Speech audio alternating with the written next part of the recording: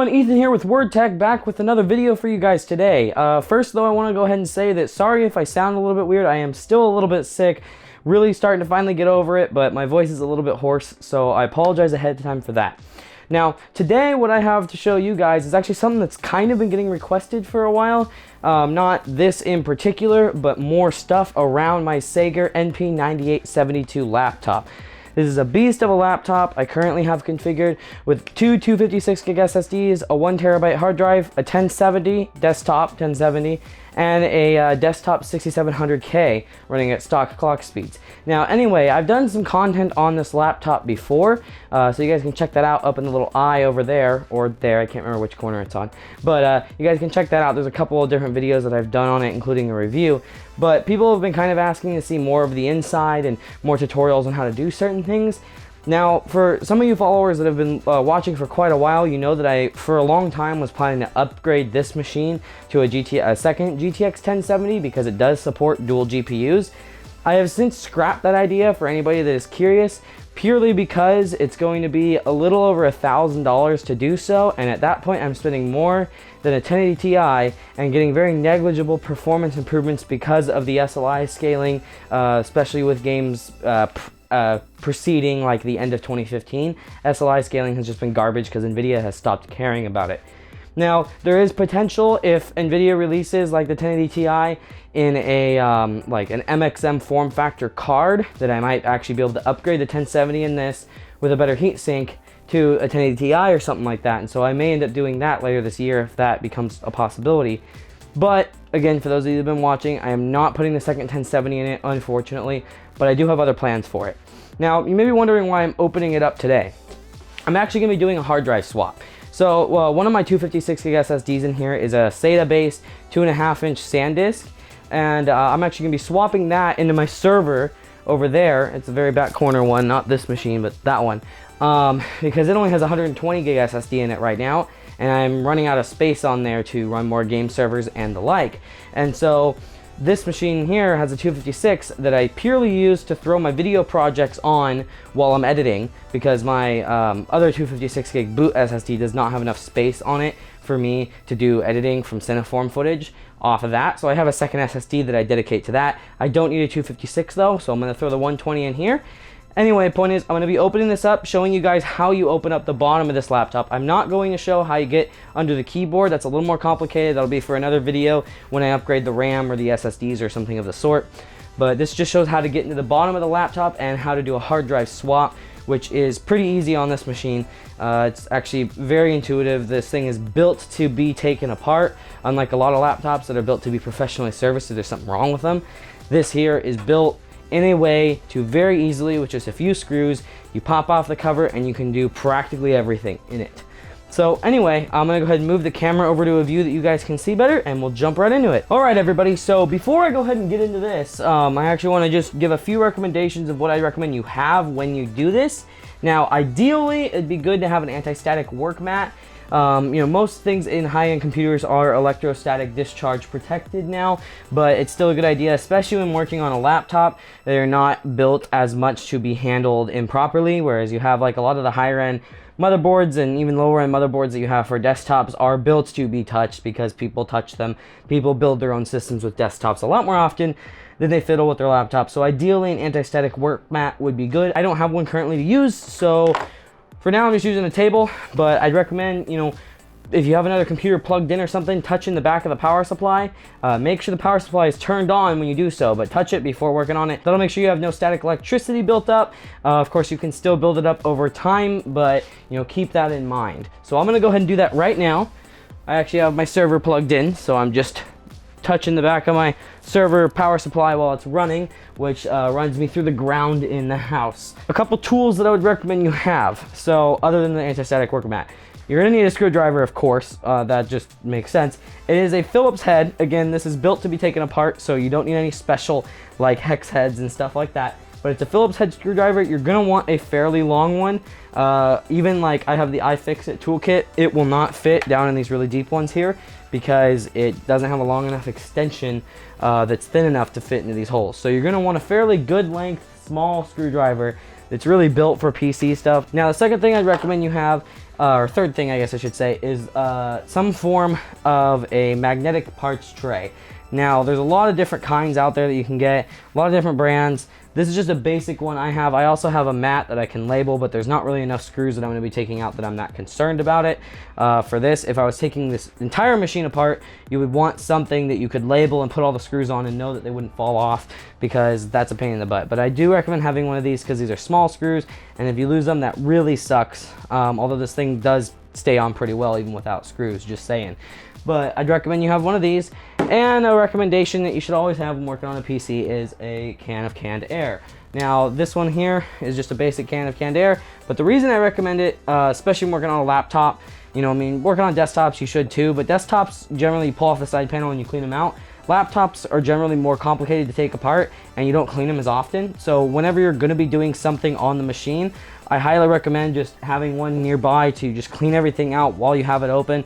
You know, I only take this machine apart probably once every 2 or 3 months, whereas a desktop, I'd pull off the side panel once a week and clean it out. So it's a good idea to have one nearby.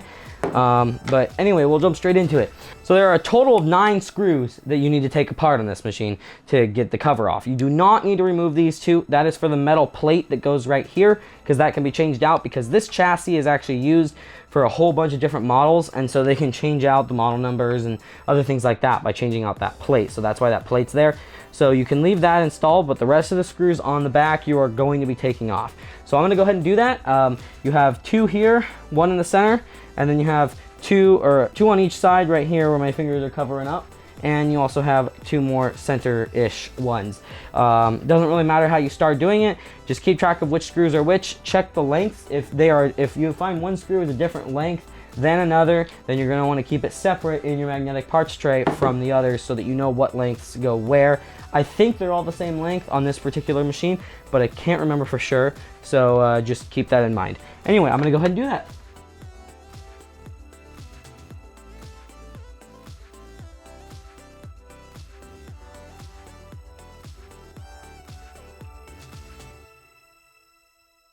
Alright, so I got all the screws out, and one thing I also want to mention is I highly recommend that your screwdriver is magnetic, because otherwise getting a lot of these out is going to be a pain in the butt. You're going to have to unscrew them and flip the machine over and things like that.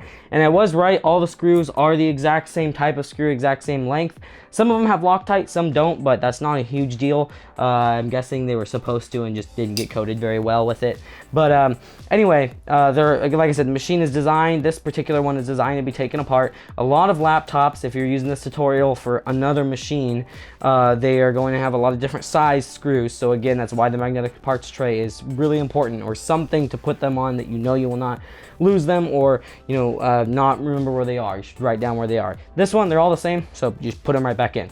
Anyway, once you're done, you're going to want to rotate the machine around, because this machine actually, the front comes off first, if I remember correctly.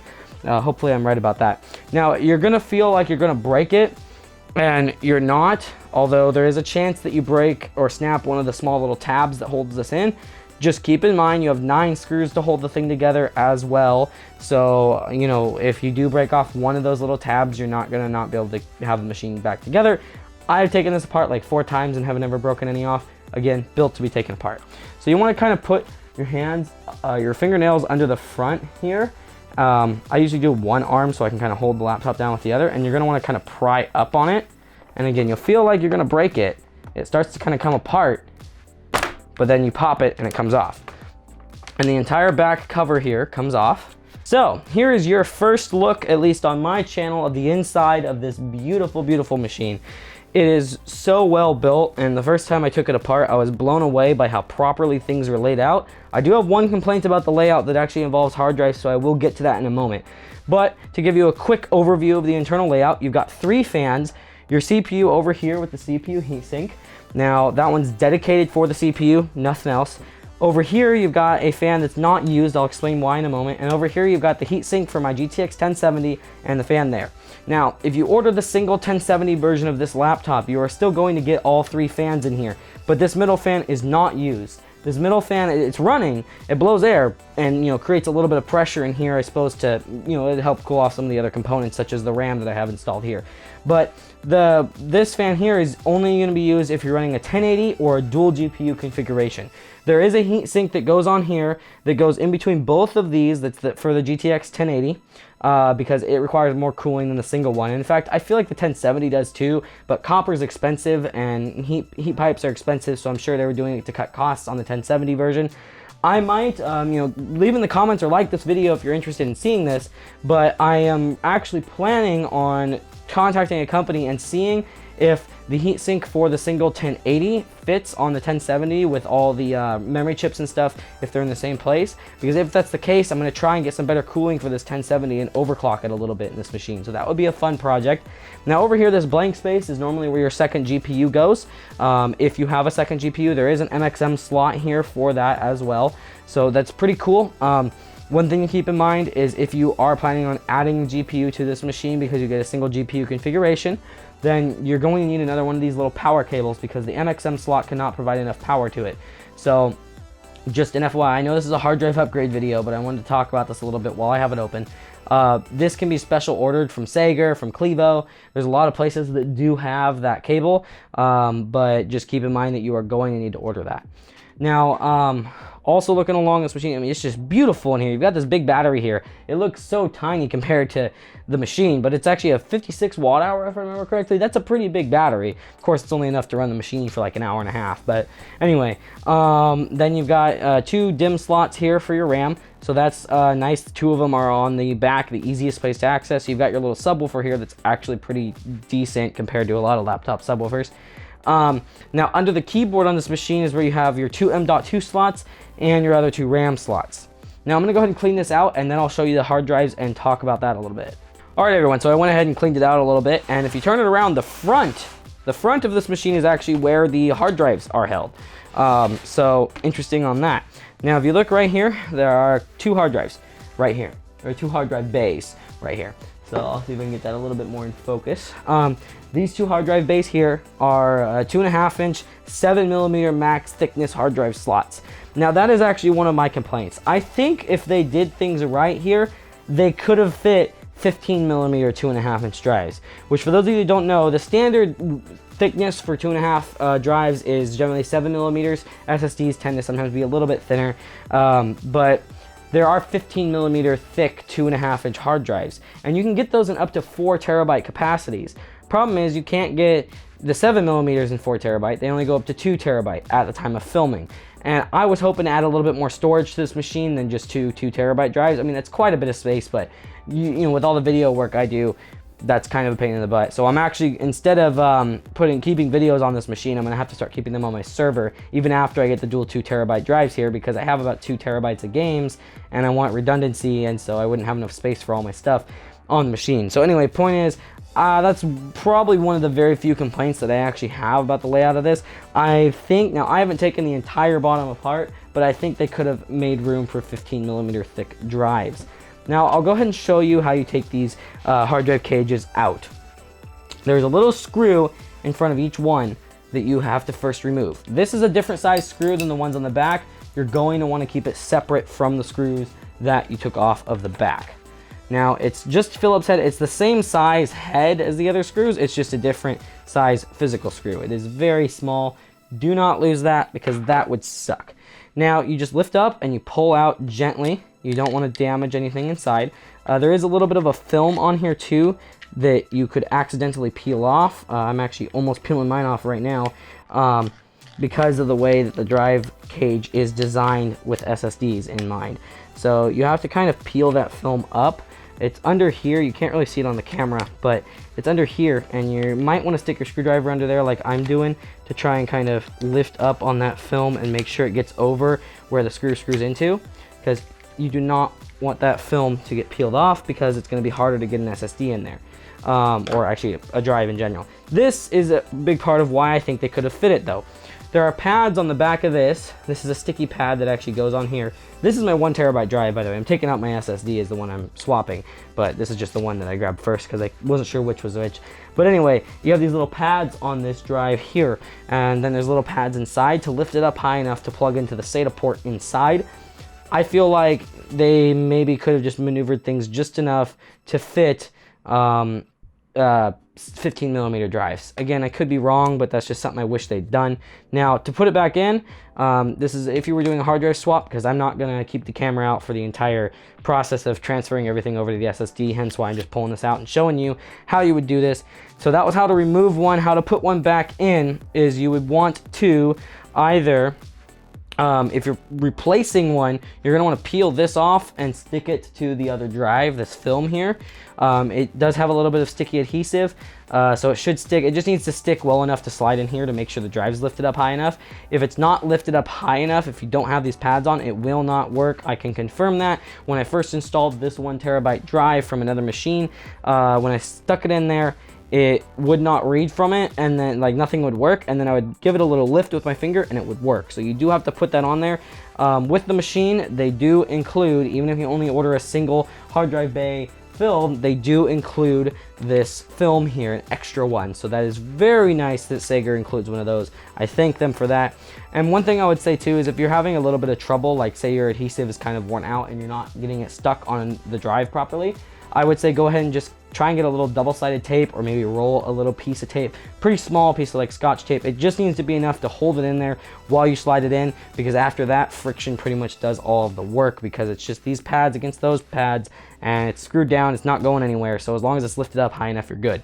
Now to reinstall it, you're gonna wanna make sure that when you're plugging it in, you want the SATA power on the left and the SATA data on the right, if you're looking at the laptop in the direction that I am. If you try and do it this way and you put the sticker on the other side, it's not going to go in, because that's not the way the SATA ports are laid out inside. Now, you have a hard drive cage on here as well, that is literally just this tiny little metal bracket that screws into the rearmost screws on the drive. You're going to want to make sure that that is also installed correctly on the drive. So you're going to want that installed so that the closed area, because it's open on this side, there's nothing on that side, but the area that covers part of the drive is on the top side when you're inserting it. Now you just slide it back in here. It's pretty easy actually. You just push it in and there we go. It is in securely. Give it a little wiggle, a little push just to make sure it is in properly. You're going to want to grab your little screw. Again, be very careful not to lose it, and do not hold it above the chassis like I'm doing right now, because if you drop it on this machine and it gets lost somewhere, you're gonna have a heck of a time trying to get that shit out of there. So just keep that in mind. You're gonna wanna put the little screw on and you just stick it down in there, screw it down, make sure it's screwed down fairly tight. Don't crank on it super hard, it's just enough to hold it in there. You don't wanna break the plastic around the screw, around the screw hole right there. And that is the hard drive installed. So that is really simply how you install it. Now to put the cover back on, you just literally put this thing on it in the direction it's supposed to go, which is pretty obvious considering the thickness of the laptop in different areas. And you just push down until it's all snapped in. You have to give it a pretty good push, and you put all the screws back in the 9 holes and you're good to go. That is it. Anyway, everybody, thank you for watching. Let me know what you guys think of the video. Let me know, if you want to see more content on this beast here. It is a machine that has been covered by a few people before, but there haven't been a lot of details on how to do certain things on it. So I figured I'd go ahead and start doing content on it. This is my daily driver machine. This is my desktop replacement that I do take places. There are a number of advantages to having a desktop replacement instead of an actual desktop. Of course, it goes the other way around too, but if you want to see more content on this, let me know. Let me know what you think of the video, and let me know what you think of the layout of this and just how freaking easy it is to upgrade. It's just awesome. Thank you again for watching. Don't forget to like, subscribe, check out our website, check out our gaming channel that we're gonna start having content on there soon, and make sure to join our forums as well, which all those links are gonna be down in the video description. Down is that way, according to you guys, my bad. But anyway, they're gonna be down in the video description, so be sure to check those out and go ahead and leave a comment and let me know what you think. Thank you very much for watching.